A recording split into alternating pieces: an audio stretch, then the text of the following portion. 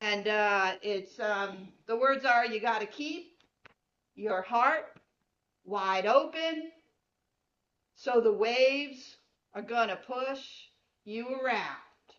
You got to keep your heart wide open till your faith brings you back to solid ground. So that's how it goes. Ready?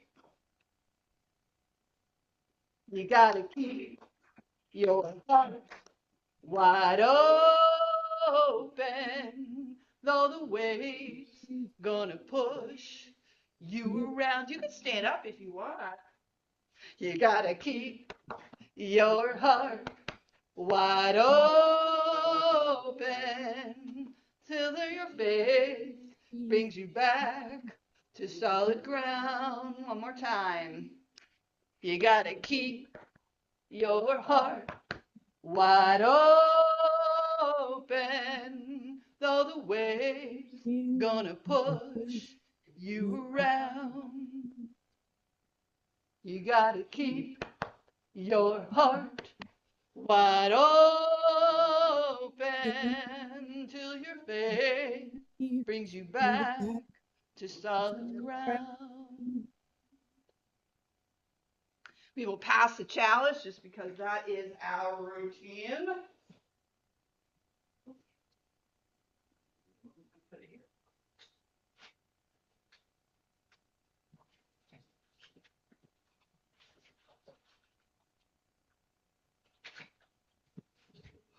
So as we're doing that, I got a story for you. This is called God's Hat. One day, a divine spirit called God took the form of a man and took a walk across the earth disguised as an old tramp. He made his way through the fields where a group of friends were working and deciding to have a little joke with them. He put on a hat that was red on one side, white on the other, green on the front, and black in the back. As the friends walked home to their village that night, they talked about the old tramp. Did you see that old man with the white hat walking through the fields? Asked the first. The second replied, no, it was a red hat. Tell me that, retorted the first. It was definitely white. No, it wasn't, argued the second. I saw it with my own two eyes, and it was red. You didn't see it right, said the first. There's nothing wrong with my eyes, snapped the second. It's you. You must be drunk. You're both mistaken, chimed in the third. That fellow's hat was green. What's the matter with you all, said the fourth. It was a black hat. Anyone can see that. You were obviously half asleep when he walked past. What fools are you? So the argument continued, and before they knew what was happening, the group of friends had become a band of enemies. And the strife continues. To this day, the descendants of the former friends still go on arguing. The white hatters versus the red hatters, the green hatters versus the black hatters, each party believing it knows beyond any doubt the color of God's hat. As for God, he still walks the field in disguise, saddened now, as the Mad Hatters are too fiercely embroiled in their arguments to notice. This is a sad story. It's sad that people who were once friends have become enemies who will not talk to each other. Sound familiar? And the way the story is told, there is no solution. But I am thinking of a different ending as an added element. Maybe that day there were children who were doing what children do, running around. And as those children were running around, they all noticed that there were four different sides of God's hat. And they were able to let the grown-ups know it was a four-color. It's good to remember that as Unitarian Universalists, we have to keep our hearts and our minds wide open and listen to all the voices in the room. They add harmony to the world we add harmony to the world by expressing our own experience, like children running around the circle with our own unique perspectives and keeping us grounded.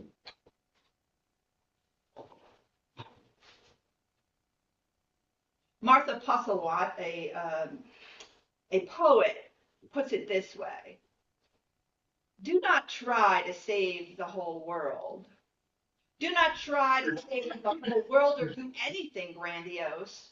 Instead, create a clearing in the dense forest of your life and wait there patiently until the song that is your life falls into your cupped hands and you recognize it and greet it.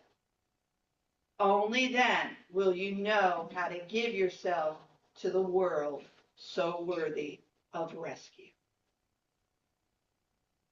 I think what she's saying here is that we don't have to save the whole world or do anything grandiose, that we need to find how and celebrate our unique gifts.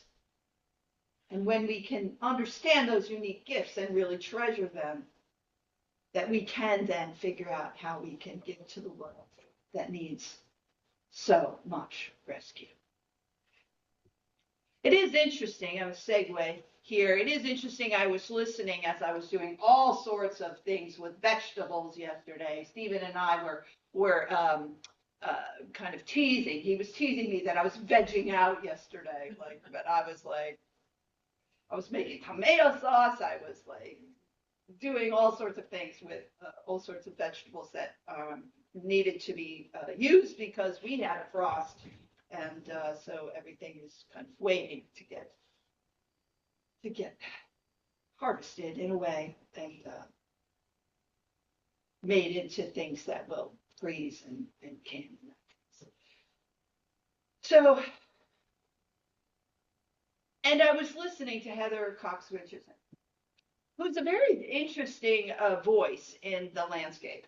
And she was actually explaining, this was from 3 weeks ago, but she was explaining how she now is on every single platform. If you're not familiar with her, she's a Boston University historian that writes every day letters to America, letters from an American. She's also now doing, I think, daily podcasts, videos where she's explaining, kind of what's going on, giving a historic perspective and also just saying things that are interesting. And she was saying that we do not know, we have interesting allies as democracy is really getting kind of pushed, really destroyed. And one of those allies, interestingly enough, and this is where she was saying you need to keep your mind wide open, in that one of the, after Jimmy Kimmel was kicked off the air, Tucker Carlson complained, right? The governor of Nebraska, who during the pandemic, with Greg Albert of Texas, sued the federal government to get rid of the mandate for masks.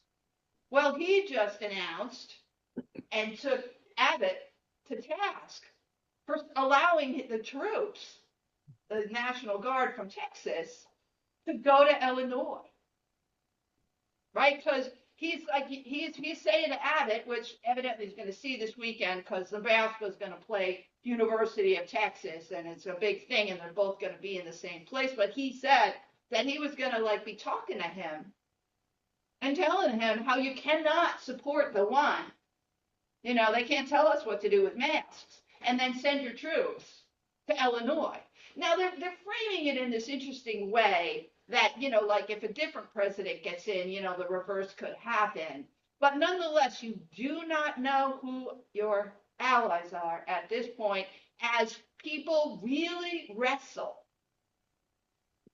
with the taking down of democracy. Because what we don't understand so much when we pit one side against the other is that we care about democracy. As a country, we care about democracy. So it's just this very interesting place that really can be used to bolster our own spirits.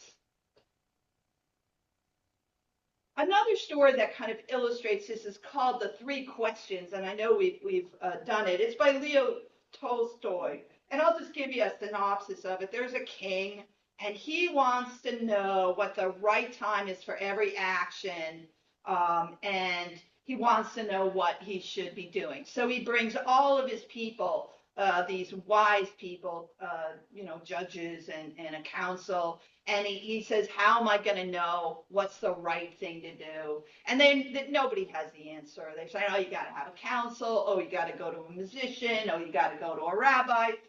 Everybody's got something different. So he decides he's going to go talk to the recluse up on the mountain. So he changes into peasant garb, and he takes his horse up to a certain place, and then he dismisses his guards, and he walks the rest of the way to the hermit's shack. And when he gets to the shack, the hermit is like digging, but he's this old guy, and he keeps on resting, and the king says, hey, let me help you. So then the king, plows, makes the garden for the recluse, and they get really tired, so they're resting, and some man comes running in, and he's got like a wound. So they take care of the man.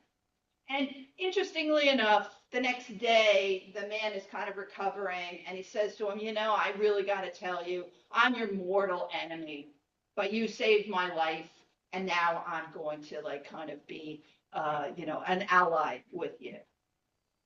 And so the king, says, okay, but he keeps on asking the hermit, hey, what is the right time to do things, and how am I going to make these decisions? And the hermit says, listen, you already know the answer to that. And basically the answer to that is whoever is in front of you, whatever is in front of you, is what you need to pay attention. And whoever that person is, you need to be of service to them. The guard, the man who was going to kill the king, but gets stabbed by the guards that the king left, down away. So the point being is being here and being now, being in the now and of service to people is really the best.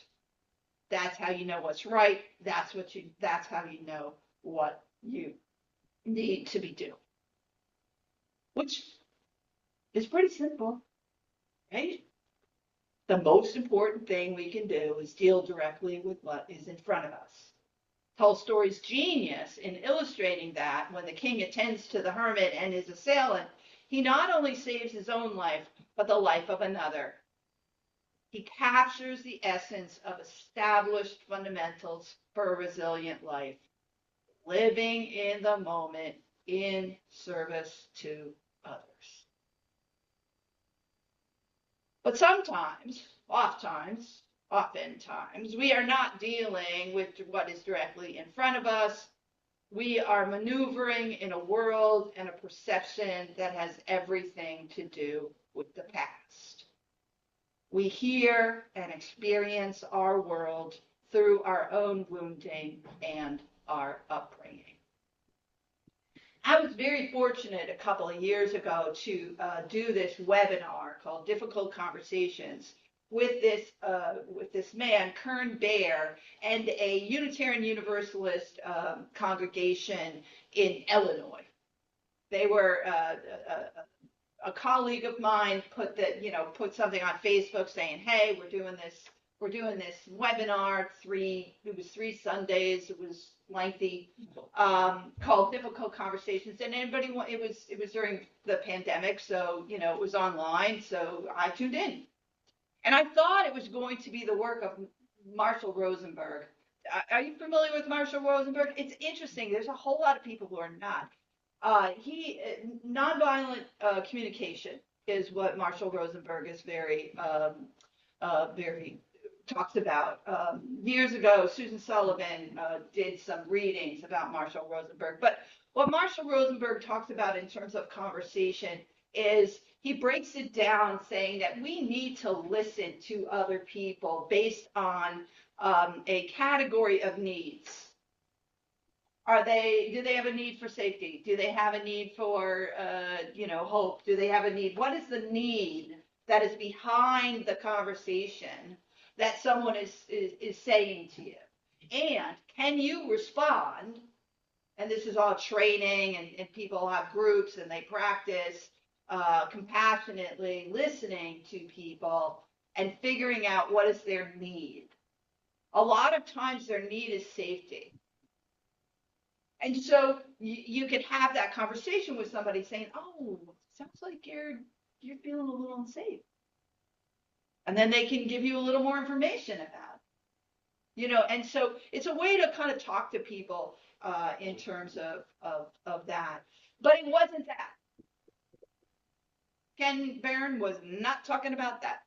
He was talking about brain science, which is very interesting. And he gave this example of how we look at the world through our own experiences.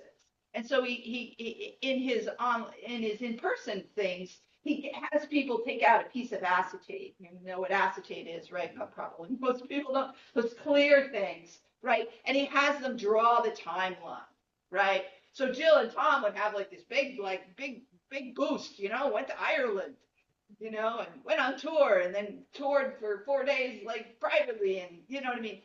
Everything is there. And he has people hold that up in front of them. And the person sitting across from them, of course, is holding up their own timeline. And everybody is seeing the situation between them, which would be in the middle, through your timeline. That's what we do.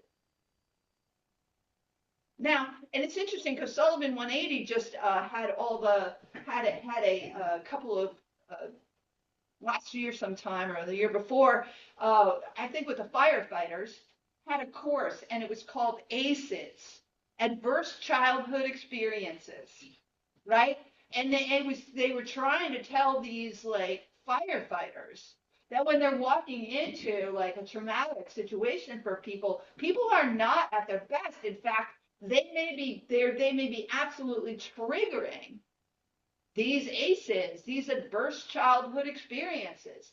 That's how we are going through our lives. And so if you find something that is really like amazingly like upsetting to you, it's a good idea to think about, ooh, is this really what's going on in this moment? Or is it triggering me for this really bad experience that I had, right? And usually there's some kind of trigger. So that's important to know. The other thing that is really important to know with the work of Ken Bear is that when somebody challenges your belief system, your frontal cortex brain perceives it like you are being physically attacked. And you have 3 responses: fight, flight, or flee. So if you want to know why people who are challenging each other's beliefs end up yelling at each other or hitting each other or running away, it's not that they're doing it consciously, or purposefully. It's like when your brain goes into that, he calls it flip mode, you have less of an ability to like actually really recognize what's going on. So we want to try to understand that so that we can avoid that situation. But what I wanted to do is a little experiment, right? So I'm saying, how do we change our perspectives, right? So I brought a few props today. I have this lovely bag that I made, and it doesn't really stand up real well. So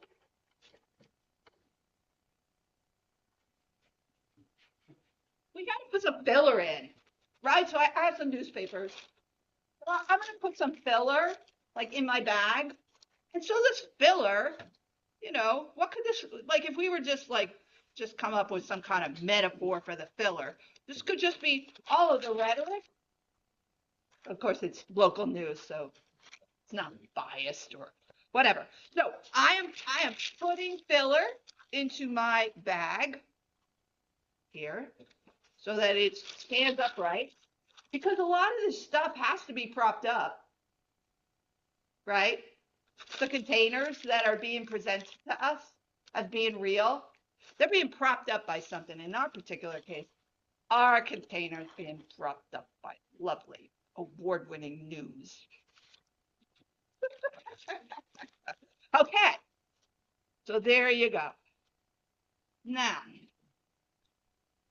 what I would like is for folks to, I have some rocks here. They're from my garden. The rocks grow in my garden. And as you cultivate the soil, they're like, oh, light. I think I need to grow. They move to the surface. It's the most weird thing, I gotta tell you. Anyway, all right. So what I would love for you here and then online too is to come and, or if you don't want to do it, I can put one in for you, but to come and hold a rock and kind of, very briefly, 5 words maybe, a challenge, some kind of challenge that you have. I'm feeling really badly about the state of the world. Boom. Right? Can you share something? Tom, can you start? I'm sorry. Am I not being clear? Let's see. 5 words that express something about the state of the world. State of the world. Yeah, well, or the election or the national thing. Maybe it's fearful, maybe it's personal, maybe it's aspirational. So, just an expression. Yeah, just an expression. Not a request. Huh? Not a request. Not a. Yeah, go ahead. I'm concerned about the slow donations that have been coming in for the walkathon.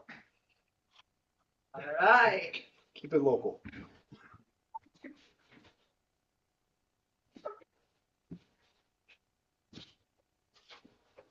Are very daily concerns about the state of climate change.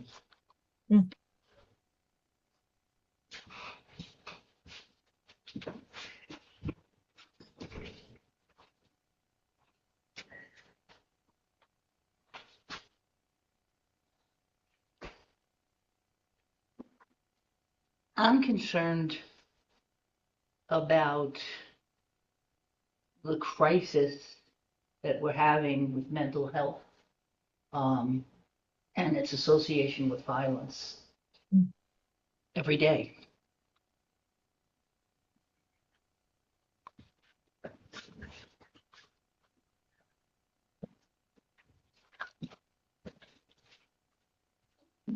I'm concerned about situations involving some of my friends.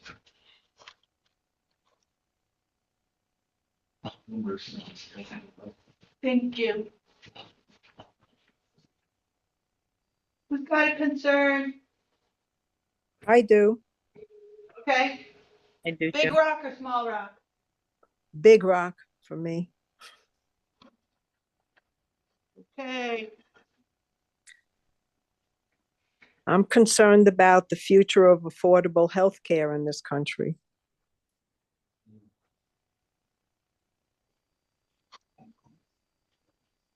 I have one too. Okay. This is T. I'm happy to be here today. I am concerned about the quality and nutrition in our food and the toxins in it, and also for clean water for the world, both. Huge, huge rock. Do you have a huge rock? A pretty big one. That's the basics. All right, I put two in there for you.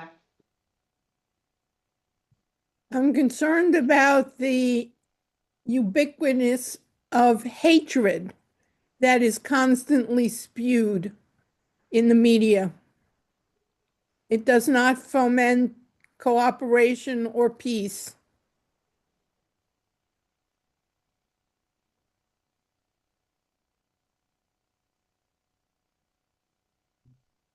Sharon?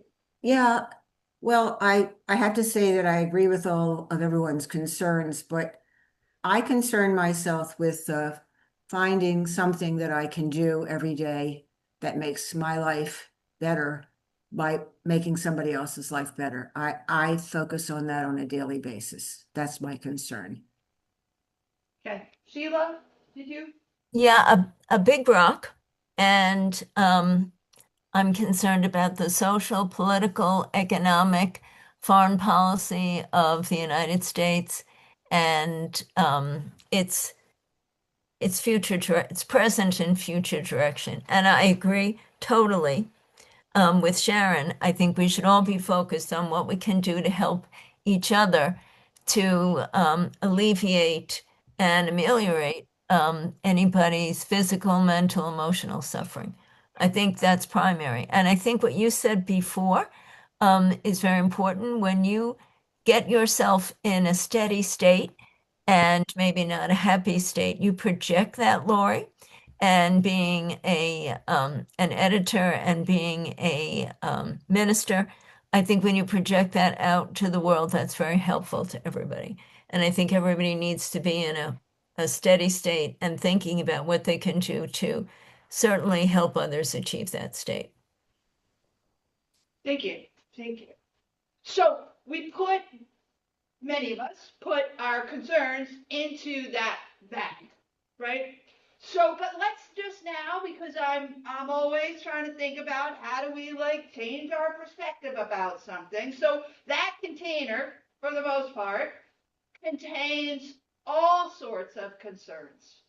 Climate change, mental health, friends being in trouble, um, Walkathon person. walkathon, people not having an enormous amount of money, just the affordable health care. What am I missing? Social political unrest and a sense of hope. And so in that container are all of these concerns. But what if we could, as Sharon says, if we could think about that container holding, in one sense, our love, right? Our love of the earth, our need for mental health, our care for our friends, the fact that we want to do good deeds and everyone is strapped for money, the social political. These are our hopes. So this bag could be the container for all of our energies as we positively work. Now, I don't know. We can, as Sharon says, or all of us say, we can dwell in this place where we are powerless. Or we could say, hey, we are like strong.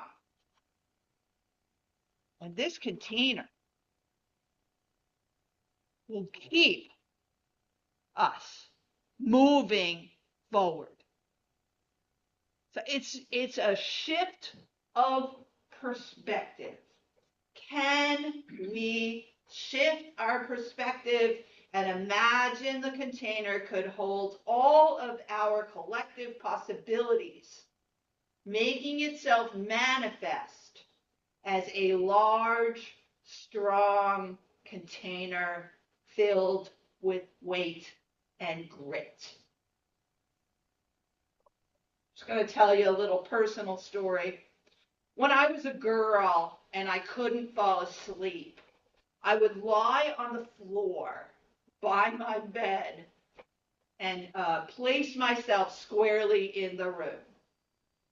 I would be lying in one direction. I'd be looking at my door over there and my window over there, and I would be very much rooting myself in that perspective. And then what I would do in my mind is I would turn myself around. And I would look at the room from the other perspective. So much so that I couldn't even imagine that I was actually in the position that I was, right? I would turn myself 180 degrees and be noting and thinking about the room and imagining the room from that other perspective. And usually it was enough so that I could fall asleep. It was just a tool.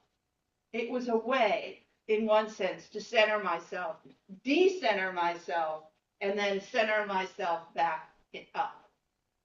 And that's what I'm proposing as a possibility for all of us.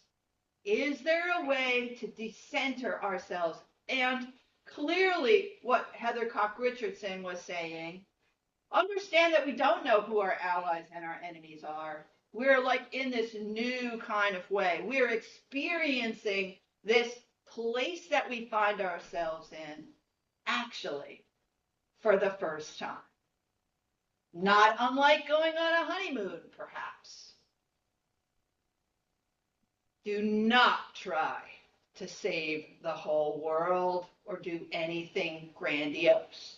Instead, create a clearing in the dense forest of your life and wait there patiently until the song that is your life falls into your own cupped hands and you recognize it and greet it. Only then will you know how to give yourself to the world so worthy of rescue. You are enough. And we are enough together. Got one more song for you.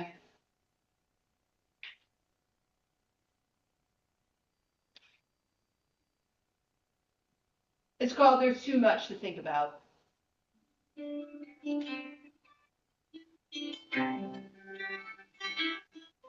There's too much to think about, too much to think about, too much to think about today. Can you try it? There's too much. There's too much to think about, too much to think about, too much to think about today. Much too much today. Much too much today. Much too much today. Much too much today. Much too much today.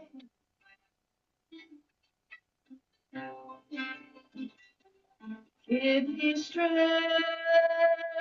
Give me foresight. Try it.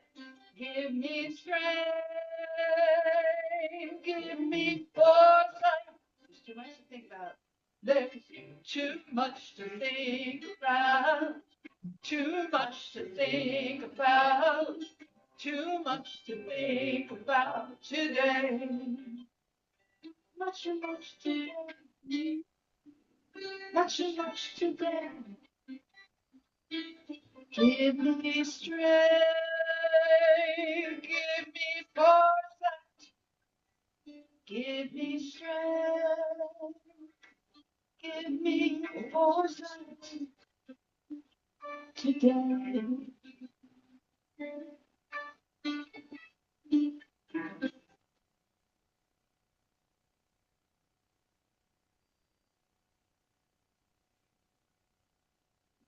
So we're going to end with a little litany. I'm going to read a line, and you're going to say the last word of the line and add together. Steve's going to come up and extinguish the chat. As we end, let us pause. Pause together. As we prepare to leave this sanctuary, let us breathe. Breathe together. As we surrender to the remembrance of this time together, let us rest. Rest together. And let us always remember together that we are connected together, always together. Together. Amen. Amen. All right. Thank you, Laurie. Thank you. Well done. Very, very, very nice, Laurie. Any comments? Thank you. That was beautiful, Laurie. It's Oh, perfect. I liked it. Anyway, I guess there's a big, Tom, go ahead. Heather Cox Richardson. I read her letters more than I listen to her, but I'm disappointed sometimes when she sends pictures of the sea from Maine, or when she sends skyline or something, and she doesn't have anything to say except this is what I'm seeing right now. Well, there's something significant about that. Yes, Too. I get it. Every person needs one day of rest. I I can't believe she understand why writes she that does. every night. It's crazy. It's not crazy. It's very helpful. But I think I started to say, but I don't know if I actually finished. What she was saying was that she is trying to be on absolutely every kind of way that she can be, between Facebook, Blue Sky. She's not on Twitter. She's not on TikTok, but she's on Substack. She's, you know what I mean? And the reason being is so that there's much less of a chance that her voice can be silenced. So, at any rate. But I did find her to be, I found it to be helpful for me to listen to her very cogent, kind of explaining and giving some context. The other thing that she did say is that we really all need to listen better. Not better, she didn't use the word listen, but to really listen to nuances. She was saying that there was something that Pam Bondi the press secretary was being asked about, and she said, "Oh, what you're saying is slanderous," or something. But what Heather said is the woman didn't say no. She said, "What you're saying is slanderous," but she didn't say no. So it is very interesting to listen to what people are saying and kind of really, be present with it. I mean, it's kind of another way of being present is to really listen, and then also listen to what the greater arc of what's being said is. Anyway, any other comments? I have a little story that happened recently. I've always been a grassroots person, and I still am. So I was honored recently by the local Democratic committee that I'm a part of at the gala, and I didn't know why they honored me. I said, I really don't know a thing about politics, but I am a veteran volunteer. I volunteer myself to do everything. Somebody asks me something, I'm doing it. So it would good or bad, I'm doing it. So I am now canvassing for a very small section of Easton called West Easton, and not even all of West Easton because my house is not even in her precinct, but I'm volunteering for her because I like what she says. So I'm off volunteering, and she happens to have a Republican candidate running against her. She's the only one that really is contested, so we have a little bit of a problem. So I'm walking up the street and I'm knocking on doors, and a woman is sitting on the porch, and it has the Republican sign in front of her house, but I see that she said that she's a Democrat. So I went up and I said, "Hi, are you?" And I'm not going to give her name. And she says, "Yes." And I said, I see you're a Democrat, but I see you have a Republican thing." She said, "He's family." And I said, "Well, of course. How are you not going to vote for family? I mean, he's family." She knows this person as a family member, a beloved family member. And I said, she says, "Can I vote for anyone I want?" I says, "You can vote straight down Democratic. And then when you want to vote for him, vote for him." I says, "I personally have voted for a Republican because I know them personally and I know their situation and I think they will do a really good job." And they weren't contested at the time by a Democrat anyway. It was just someone that I knew. And when I came home and I put it into minivan, which is how you get the addresses, I read some other people had talked to her before I did, and they said, "Very contentious, very difficult person to deal with, very boo boo boo boo." And I said, "Oh, well, that's so interesting. I didn't have that experience." We talked about PennDOT and how we're fixing the street. It was driving her crazy. I said, "Yeah, I've been fighting them for a while." We had a very nice conversation having nothing to do with the situation of her not being able to vote for the candidate that I'm pushing. So I just think if you do listen and you just give a little bit of slack to people who really don't have, who knows who she's really going to vote for when she votes? We don't know. But I think just talking to people is really good. And I was so pleased that we had this very nice conversation and said bye and off I walked. And I think I felt better about the whole thing. And I think she did also, because she probably remembers the time that somebody else came and it was not pleasant at all. So there you go. Sheila. I just wanted to say, Laurie, when you're talking about listening, when you listen to the families of the hostages and the people demonstrating in Israel, they they all booed Netanyahu. That should tell you something. And I think it was Jared Kushner who was speaking. He said, "Oh no, don't do that." But that's the way the majority feel. And I think sometimes you do have to listen instead of speak. And listening is how you learn tremendously. Anyone else? I can just add one more thing about the woman that I did vote for, who was a Republican. She passed by my house. We were chatting about having my ducks, and she had chickens at one time when she was young. And she stopped the car and she's blocking traffic, but she wanted to tell me about the chickens. And I had met her, I think at the supermarket or someplace, and we chatted for a few minutes. And she says, "You probably hate me." I said, "Why would I hate you?" She says, "Because I'm a Republican." And I said, "Well, I really don't hate anybody." But that's how bad it is that they even think, and she's a neighbor of mine and she's really a good person, that they actually think that we hate them. I don't agree with them, but I can't say that I hate them. I mean, so that's the problem with what's going on and why we can't continue that way. Yeah, Fox News just spouts, poison. And you listen to it for 10 minutes yourself and you're ready to have a heart attack or a stroke. It's unfortunate that I'm not going to say we, that some people have lost all aspects of civility and have to continue to attack the other side. I agree with you entirely. It's terrifying. Well, it was interesting when Sharon said what she said. What popped into my head is that that your neighbor there must actually have some qualms about what her party is doing to say you must hate us. Yeah. It's kind of interesting. I think, I do believe that people kind of say their own truths. So, rather, so it's kind of like, what is she saying? It might be interesting to follow it up and say, hey, I know everybody thinks so very differently. How are you doing in this atmosphere? Where she could conceivably say, hey, I'm feeling uncomfortable, you know? But at any rate,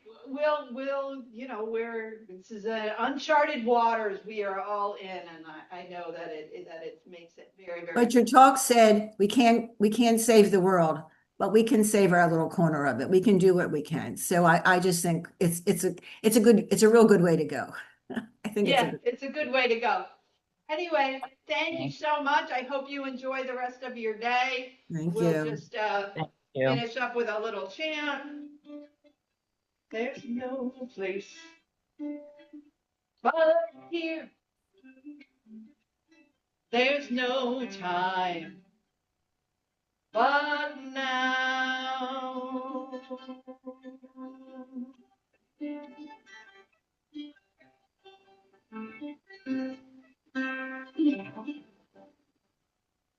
Thank you, Lori.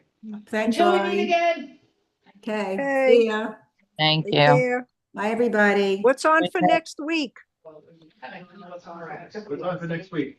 What's on for next week? Oh, Wednesday's not. Oh, do we want to check with Joan to see if Joan can do next week? Next week's the Sharon. 19th. Joan. Sharon, I Huh? wanted to say to you, I'm looking for that herb now. Okay, whenever.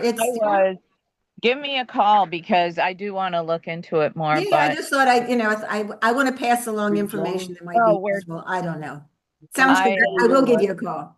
I was verbally attacked by a very good friend of mine I've known since I was 12, but he started telling me about how people were rejoicing in the assassination of the young man, Mr. Kirk, you know? Oh, Yeah. my. And I was like, no, I was horrified when he told me that. I said, no way, what? That's horrible. And how they wanted his wife to be assassinated next. And I'm like, Oh, my goodness. ooh, you know, that's horrible. And Horrible. then he started yelling at me that that's what I wanted. And that's how I felt. So I thought we. I was so Wow. upset. He was just screaming at me with such venom and such hate. And I was like, oh no, I don't feel that way. And he goes, you and your friends. And I'm like, I have no friends that feel that way. I would not have them as a friend. And he was screaming over me, not listening to me. And I said, you're wrong. And he just, the vileness and just swearing at me. And I just had to hang up because I can't Well, be you just, exposed to that. it's, I it's, had to it's unfriend my it's horrifying. I had to It's unfriend my second horrifying to cousin me. because he was I don't know what taking happened to similar people. rants.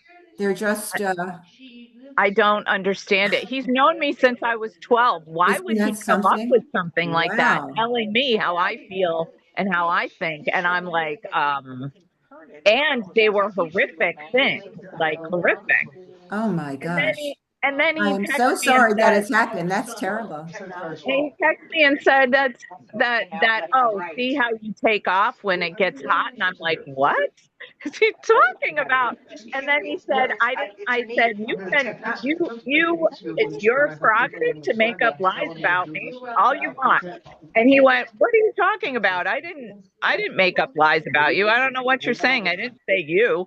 So then he's gaslighting me, saying he didn't say what he did, which is even worse to me. And I'm like, I just didn't communicate anymore because you can't communicate with such hate and then to gaslight about what you actually said. Like, Yeah. how do you can't have a Which he's talking conversation about with happened to me and denial, my second cousin online. Wow. So, Yikes. so I just thought, I'm not going to talk to your denial. I'm not having a conversation with denial. And I just didn't get back to him. So, unfortunately, I think they're going to shut us off, but I did want to Yeah, share yeah, that. yeah, yeah. It was Thank you. really, I'm sorry that you had to go through that because that's not pleasant at it all. was really shocking. That's not been like Wow. his MO either. I was really shocked. I just was really shocked. You never know But what's yeah. in people's hearts and minds, and you don't know where they're getting it from either. Yeah. It's just Yeah. not a trustworthy world when it comes to information. It's So very scary. it's, Yeah, it's very I find scary. it horrifying. I'm so old school. I don't do it, those things. So I don't have all that in my head all the time because I won't Yeah, me go neither. there. I just Yeah, won't go me there neither.